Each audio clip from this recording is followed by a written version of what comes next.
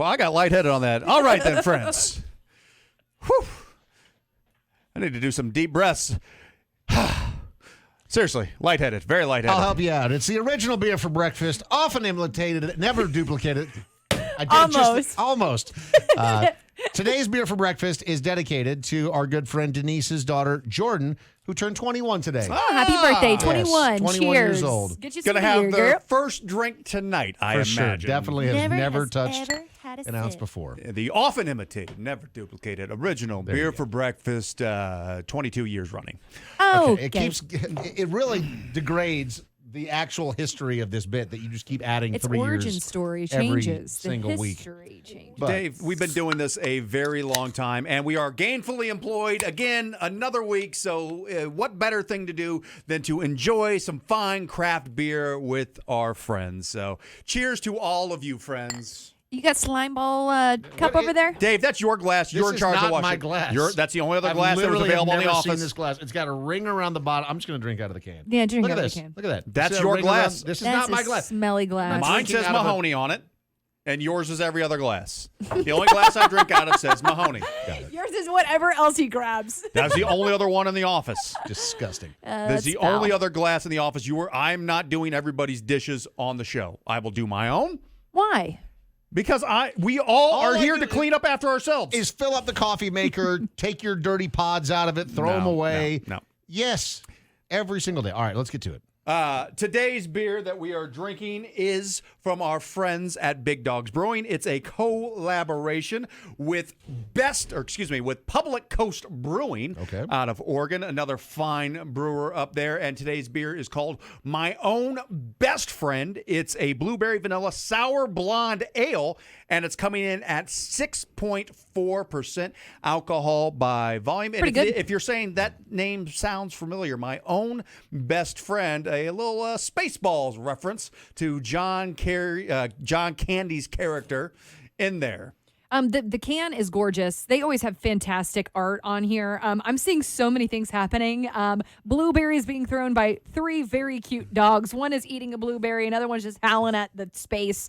Another one is tossing them up like he's doing free throws. So this is a really beautiful can. This would absolutely catch my eye. I love the artwork that Big Dogs always does. Fun stuff from them. The 5 categories in which we rate every single beer here on Beer for Breakfast. Look, smell, taste, feel, and drinkability. And starting off with the look of My Own Best Friend. I mean, this looks like cranberry juice. It does. It looks like cranberry does. juice or almost like a grape Ocean juice spray. as well. Sure. Yeah, I mean, dark. it looks like communion. I had a It chance reminds me of church. I had a chance to feature this beer on a full-length podcast, which you can download right now. Search David Mahoney on any of your favorite podcast platforms. Exactly. And they the brewmaster Dave Pasquale, he told me that they used a obscene amount. I think it was like 800 pounds of blueberries. That's a You lot can of see blips. it. And I mean, it certainly shows in this. I mean, it does. It looks like ocean spray. It is a dark. I mean, it's still got a nice clarity to it where you can see through it, so it's not hazy at all. But I mean, that is a very rich,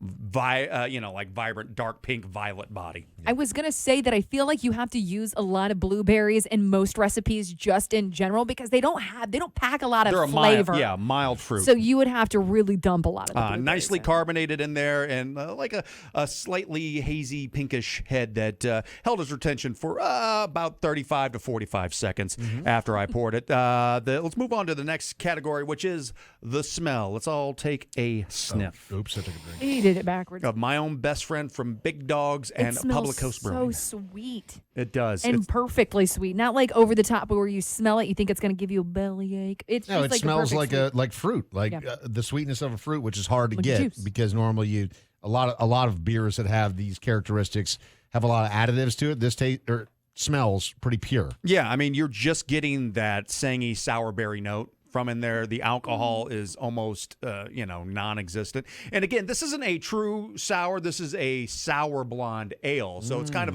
a, nice little combination of the two. And now, Dave, let's move on to our favorite part of Beer for Breakfast, which is the taste of My Own Best Friend, a sour blueberry blonde ale. Sour vanilla blonde ale. Mahoney, that's good. That drink's I like it. real good. I like that. So traditionally, I'm not a sour fan. This has that perfect blend where there's a little sourness in there, but it's refreshing. It doesn't destroy your palate. Right. Even on first drink. It's got that just touch of sourness to it that blends really nicely with kind of like a creaminess almost. Oh, yeah.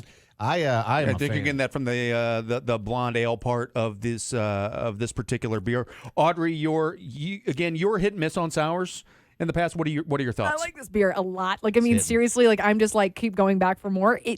You said that it looks like grape juice. You said it looks like ocean spray. Yep. This tastes like a juice. I taste no alcohol But in it there. doesn't, the problem with those juices that you just described is they're either A, too sugary or too sweet, or they're too sour. And the thing, again, I feel like the keys to good beers is balance. Yep. If you're looking for a beer that, I would recommend to anyone, balance is the key. So you have all of these different factors that go in there. This does have a nice tartness that exists, but it doesn't blow out your taste buds. It's not too sour, but it also does have a light richness to it as well, and that sweetness in there as well that does balance out the sour. But the blueberries are certainly very prevalent, but they're not overwhelming. Yep. No, I mean, as far as the balance of this beer, that's what strikes me is that if you're a sour fan, I think it'll hit for you, but if you're not a sour fan, it also still works. It's a gateway. Because, It's not, it's like, again, I feel like I was one of the biggest opponents of sours for many, many years. I